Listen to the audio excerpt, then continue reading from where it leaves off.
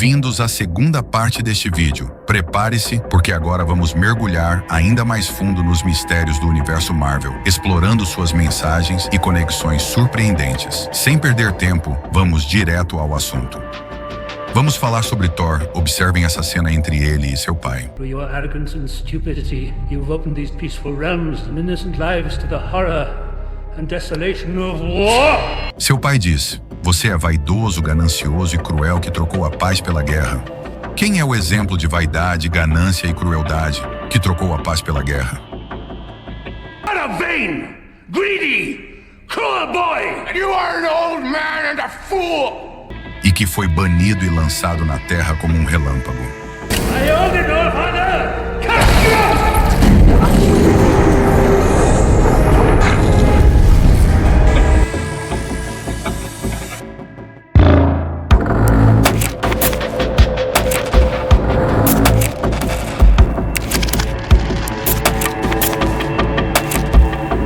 Então, o que vocês notaram aqui? Simplesmente igual a Satanás. Vocês se lembram da história em que Jesus falava com seus discípulos e os discípulos vieram dizendo empolgados: "Nós temos poder sobre os demônios, temos o poder de expulsá-los." E Jesus diz: não se empolguem com isso. Porque ele diz em Lucas 10:18: "Eu vi Satanás caindo do céu como relâmpago." Isso é o porquê do diabo ser descrito como um raio de relâmpago. Tipo o raio desse grupo, que inclusive vemos ele sendo utilizado em outros lugares também, como um símbolo.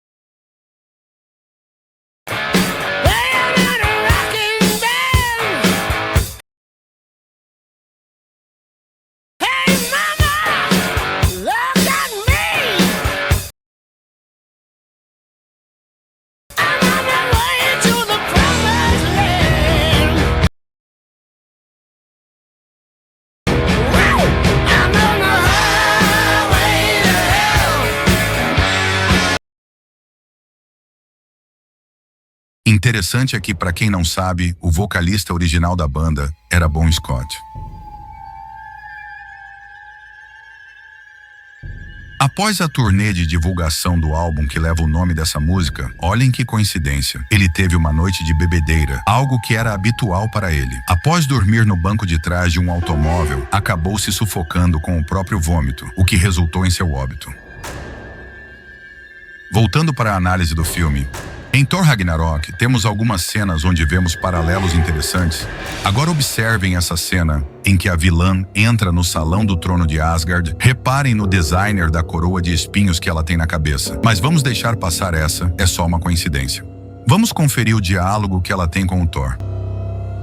It seems our father's solution to every problem was to cover it up. Or to cast it out. Realmente é interessante que ela diz que a forma de como o pai lida com as coisas é encobrindo, porque isso é exatamente o que Deus faz. A expiação de Deus pelo sangue de Jesus cobre nossos pecados. E Thor ainda diz: Or to cast it out.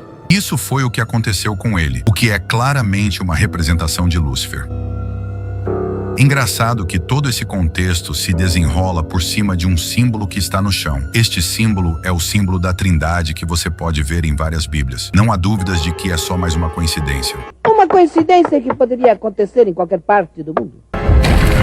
Here's the difference between us. I'm Odin's firstborn, the rightful heir, the savior of Asgard. O fato de ela dizer que é a primogênita e a salvadora, além de possuir uma coroa de espinhos na cabeça, é mais uma vez um paralelo com Jesus.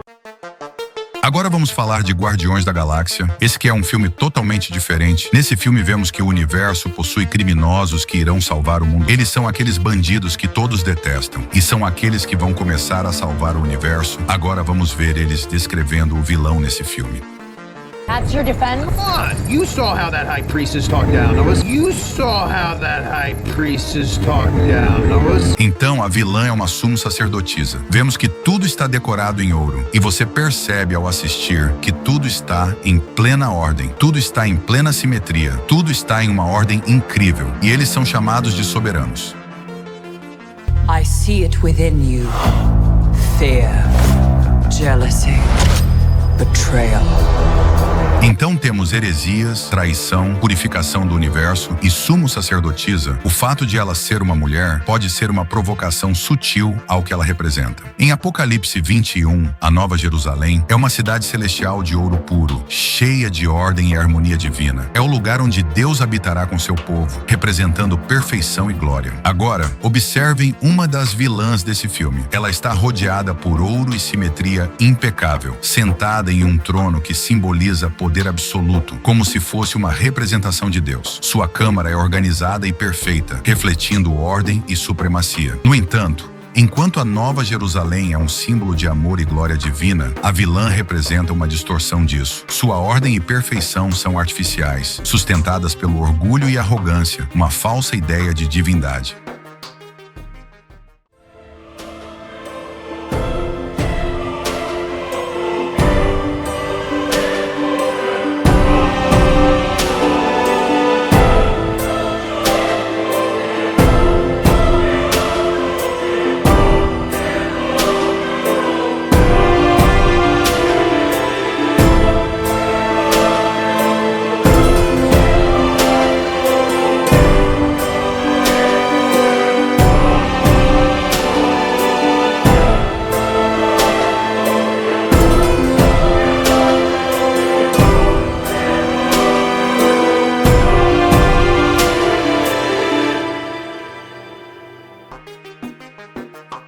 Agora iremos ouvir uma frase bem interessante que é dita no filme. Na verdade, essa frase é dita em vários filmes da Marvel. Observem. Well, to make it do that, you'd have to be the greatest pilot in the universe.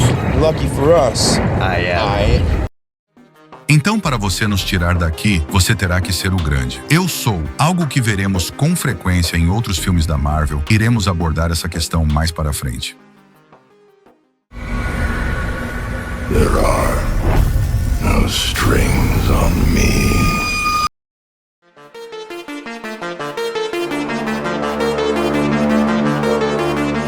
Agora vamos para Vingadores. Era de Ultron. Aqui vemos o mesmo padrão, em que você tem algum tipo de poder definitivo que foi criado. Esse ser chamado de Ultron, ele foi criado para ser um pacificador e trazer paz para o universo. I don't get it.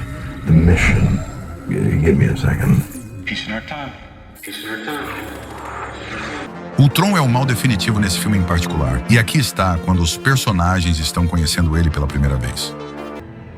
I'm on mission. What mission? Peace in our time.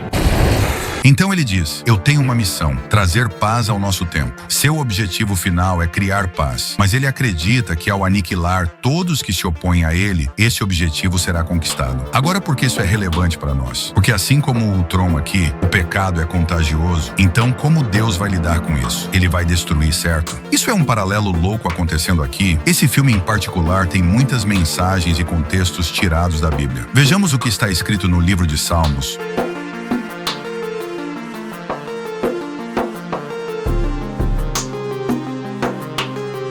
A Bíblia descreve Deus como o promotor da paz. Sabemos que estamos em guerra e que há uma batalha acontecendo, mas Deus é um Deus de paz. Então esse paralelo entre Ultron e Deus acontece assim como vimos em outros filmes. There's only one path to peace. The Avengers' extinction. Essa cena é muito interessante, observem o paralelo e a mensagem profunda que ela possui. Ele diz que só há um caminho para a paz, que é a extinção desse grupo que tem um padrão rebelde, e logo depois os Vingadores o matam.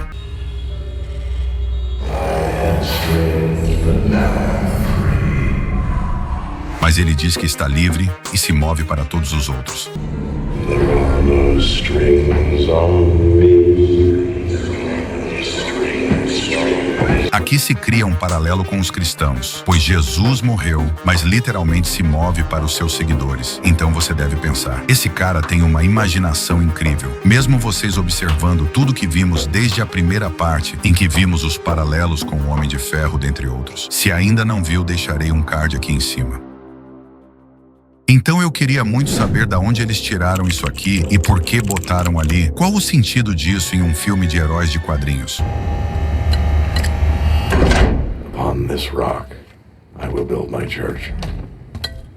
Eu te pergunto, meu caro, quem diz isso? Quem?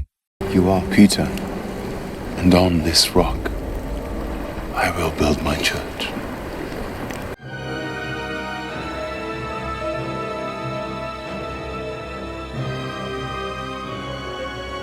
Muito interessante isso tudo, não? A mesma fala que Jesus usa é usada aqui. Mas não se preocupem, eu fiz os filmes da Marvel para dar embasamento no que estou mostrando aqui. Ou então, é só uma coincidência mesmo. Uma coincidência que poderia acontecer em qualquer parte do mundo. Aqui temos outra cena, onde Ultron se encontra com pessoas que estão tentando enganar os Vingadores. E eles se encontram em uma igreja. Numa igreja? Mas por quê?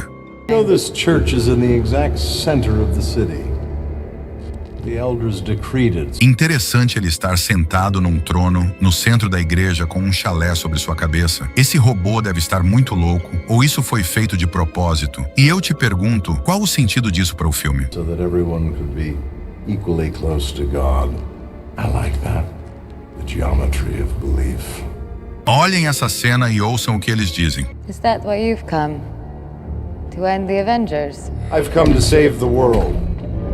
Quando ele é perguntado do porquê ele veio, literalmente veio, quando na verdade ele foi criado, lembram? Mas o porquê você veio é uma linguagem usada no céu. E ele diz, eu vim para salvar a humanidade. Essa é a ideia de Jesus. Agora temos outro personagem e seu nome é Visão, e os Vingadores também o criaram e o deram vida. Reparem nessa cena, quando ele se encontra com os Vingadores pela primeira vez. I'm not Ultron. I'm not Jarvis. I am. Mais uma vez nós temos a mesma frase, eu sou, e você nota que isso acontece com muitos deles. O que é eu sou? É o nome de Deus quando Moisés perguntou como deveria chamá-lo, e Deus diz, eu sou o que sou. Well, to make it do that, you'd have to be the greatest pilot in the universe. Lucky for us, I am.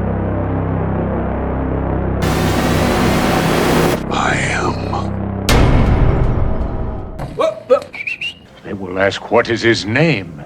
Thou shalt say, I am hath sent me unto you.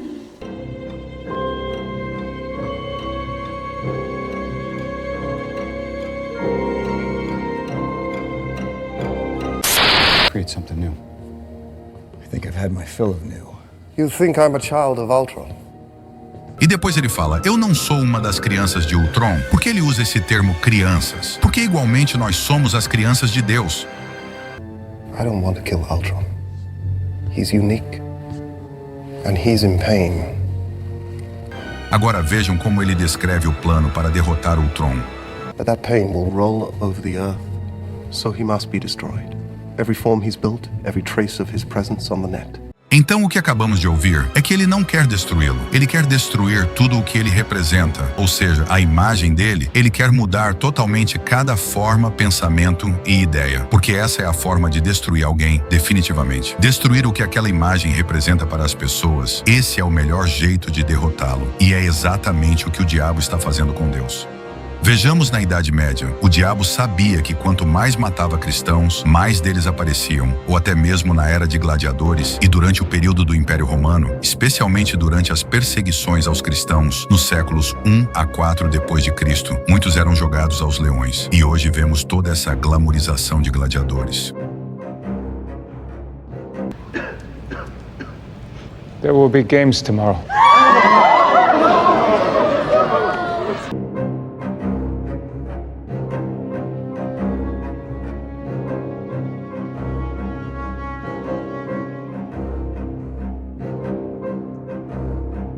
It will be a moment of pain, and then we shall be home in the presence of our Lord Jesus Christ forever.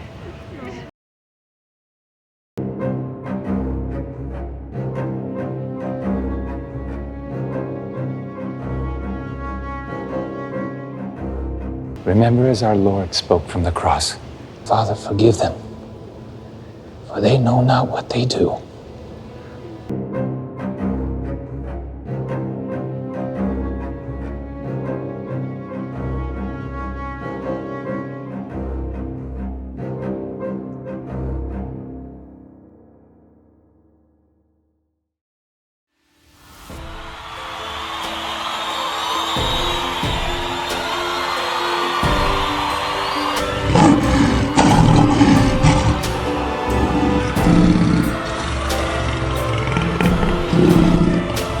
Embora haja debate sobre o número exato de cristãos mortos no Coliseu, é amplamente aceito que ele foi um palco de martírio para alguns durante as perseguições. O local permanece como um símbolo importante na história do cristianismo, representando a fé e o sacrifício dos primeiros cristãos. Então vemos que o mal não apenas podia matá-los, porque do nada eles se multiplicavam. O Senhor Deus está gravado no coração de todos, que nem mesmo a morte podia separá-los do amor de Deus.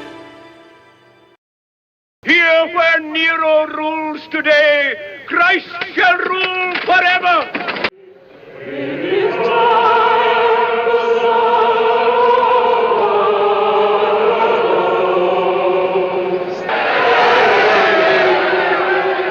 More singing! Why aren't they afraid? They irritate me.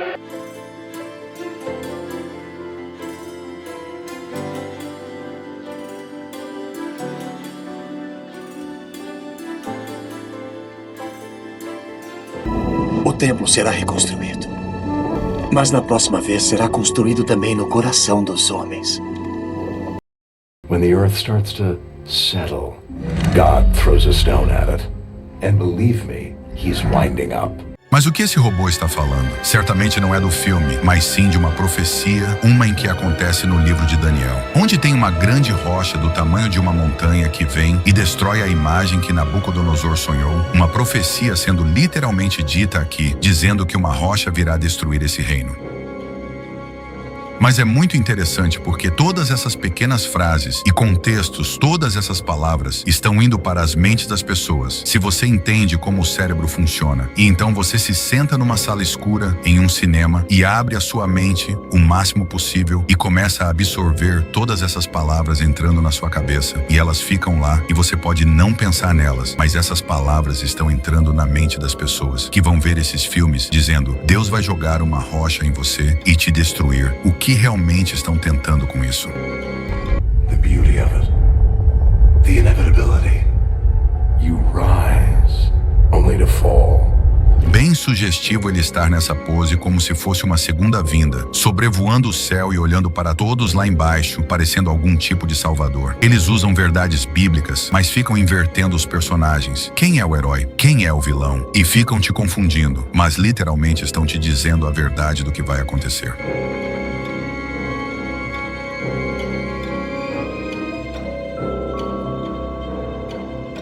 O que dizer da Capitã Marvel? Novamente a pessoa que luta contra ela, a vilã maligna na sua história, é conhecida como Inteligência Suprema. Aqui temos algo que é muito interessante também. Quem é a suprema inteligência do universo? É Deus. Ele é o topo da cadeia alimentar do universo. Ele é conhecido como o ser mais inteligente, olhando e julgando por uma perspectiva cristã.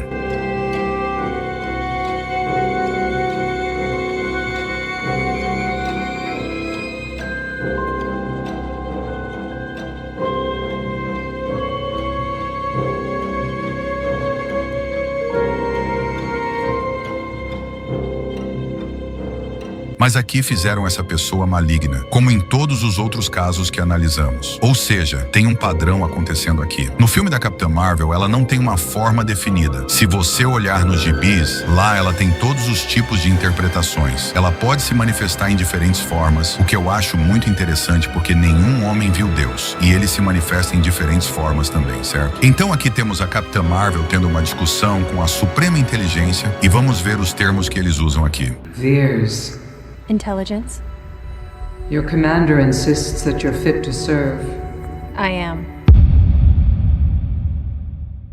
Então, mais uma vez, nós temos um dos Vingadores se descrevendo como "eu sou", e depois não dizem mais nada. Acho interessante eles continuarem escrevendo isso nos diálogos. Agora vamos falar sobre o filme do Pantera Negra. Esse foi um filme gigante. E o que vemos nele é muito espiritismo, mas mais uma vez ele está do lado dos Vingadores. Então acho interessante analisarmos ele também. Bem no início do filme, ele está sendo descrito como ele se tornou o Pantera Negra. Until a warrior shaman received a vision from the Panther goddess bust.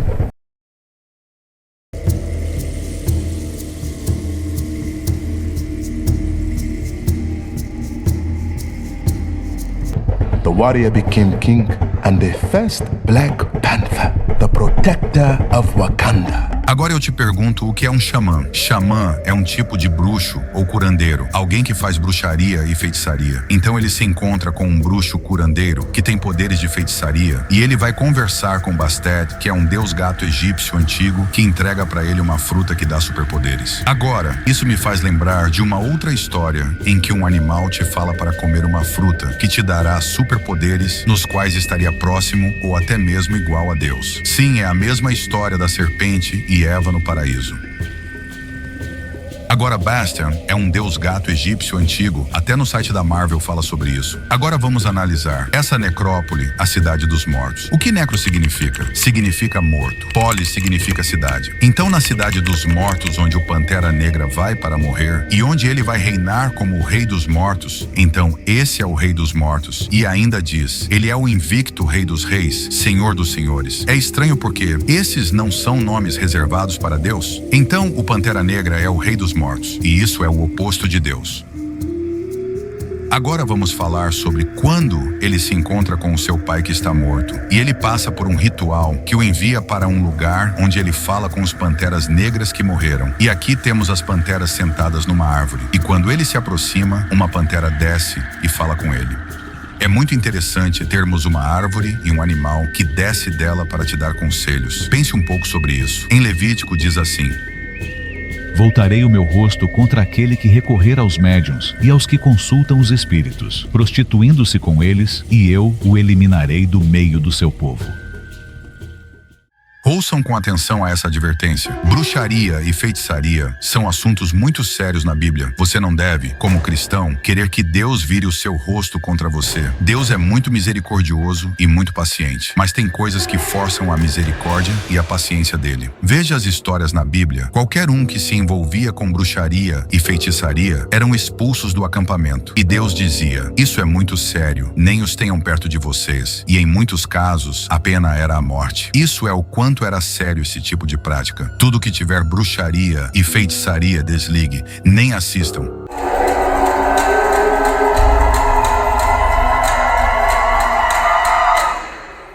No gibi do Pantera Negra, ele está conversando com Bastet, e ele abre o terceiro olho do Pantera Negra. E é isso que lhe dá os seus poderes. E aqui ele está falando com todos os Panteras Negras mortos que lhe dão conselhos. E ele diz, eu invoco o nome de Bastet e invoco vocês para o conselho. Nós não devemos invocar espíritos. Existem vários exemplos na Bíblia, e fora dela de pessoas que invocaram espíritos, e foi desastroso. Em Levítico diz assim: não recorram aos médiuns, nem busquem os espíritas, pois vocês serão contaminados por eles. Eu sou o Senhor, o Deus de vocês. A Bíblia é muito clara com relação à necromancia. Falar com os mortos, feitiçaria, bruxaria e com esse tipo de coisa, ela diz que te torna impuro. Acho interessante que depois do Pantera Negra falar com o personagem Bastet, ele conta que nos próximos dias virá um grande fogo no céu e vai destruir o mundo. Parece muito com a segunda vinda de Jesus, mas sob uma perspectiva maligna. E ainda diz que um grande fogo irá trazer uma grande inundação e as muralhas de Wakanda irão se quebrar e a cidade dos mortos irá cair. E é isso que a Bíblia fala em Apocalipse, que a Babilônia vai cair. E haverá um tempo em que isso vai acontecer. Mais uma vez, um paralelo muito interessante.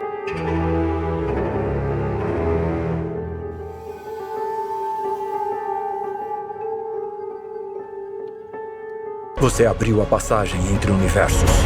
E não sabemos quem ou o que vai atravessá-la.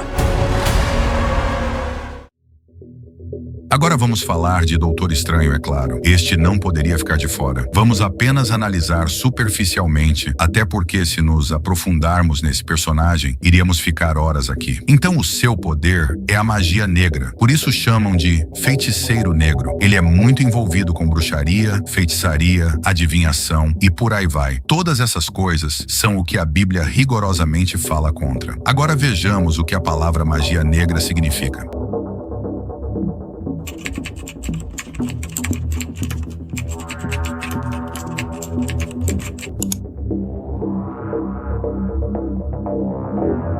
É a aplicação de crenças, rituais ou ações empregadas na convicção de que elas podem subjugar ou manipular seres e forças naturais ou sobrenaturais com intenções e processos malévolos. Então este é o mestre das artes das trevas. Ele é o mestre em invocar espíritos malignos para propósitos malignos. E ele é o que está literalmente do lado dos Vingadores. Você pode perceber que muitos desses personagens retratados nos filmes têm características que refletem atributos de Satanás e do seu governo.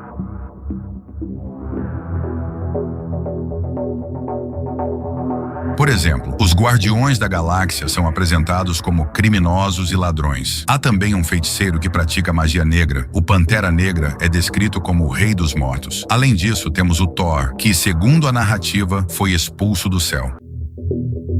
O covil do Doutor Estranho é chamado de Santorium, que significa santuário, que em latim significa Santo dos Santos, que seria onde Deus deveria habitar no Santo dos Santos. E temos ainda invocações malignas e espíritos sendo invocados no santuário. Isso tudo é uma grande distorção. Agora vejamos a imagem que Deus nos dá sobre feitiçaria e bruxaria, segundo as suas ordens. Em Deuteronômio vemos assim: Não se achará entre ti quem faça passar pelo fogo a seu filho ou a sua filha, nem adivinhador, nem prognosticador, nem agoureiro, nem feiticeiro, nem encantador, nem necromante, nem mágico, nem quem consulte os mortos, pois todo aquele que faz tal coisa é abominação ao Senhor. E por estas abominações, o Senhor teu Deus os lança fora de diante de ti. O que abominação significa? É algo que Deus odeia. A palavra abominação literalmente é a mais forte linguagem que Deus pode usar para dizer: eu odeio isso. Então, como podemos assistir filmes com coisas que são claramente abominação para Deus? No filme dos Vingadores Guerra Infinita, escutem o que Heimdall fala antes de morrer. Forefathers, let the dark magic flow through me one last time.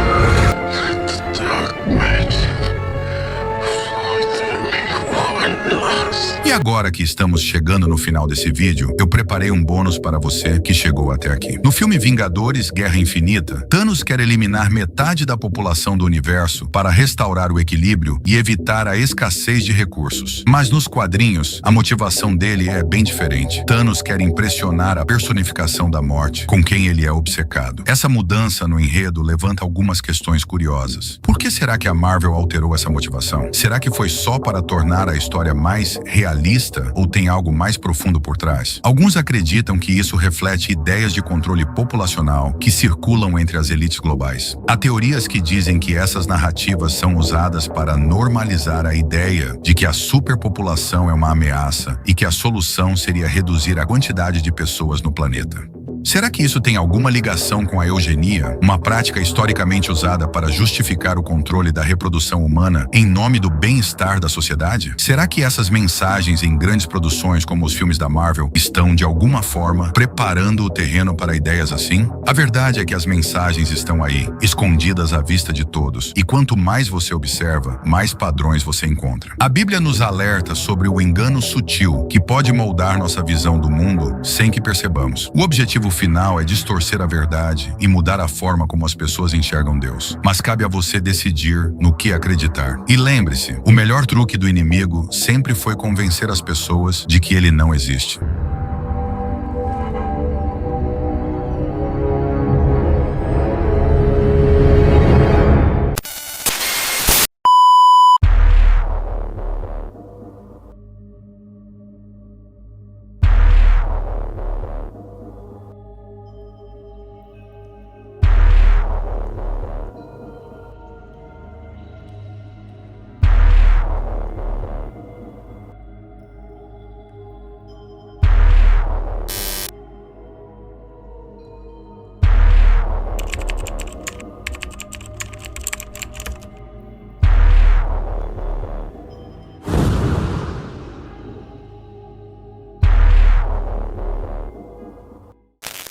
This is the sign of the horns. A curse sign. The 2 fingers extended. What are the other ones? The other ones, one of them's the pox sign. That's 3 fingers extended. A pox on you? A pox on you. During the Middle Ages, this was...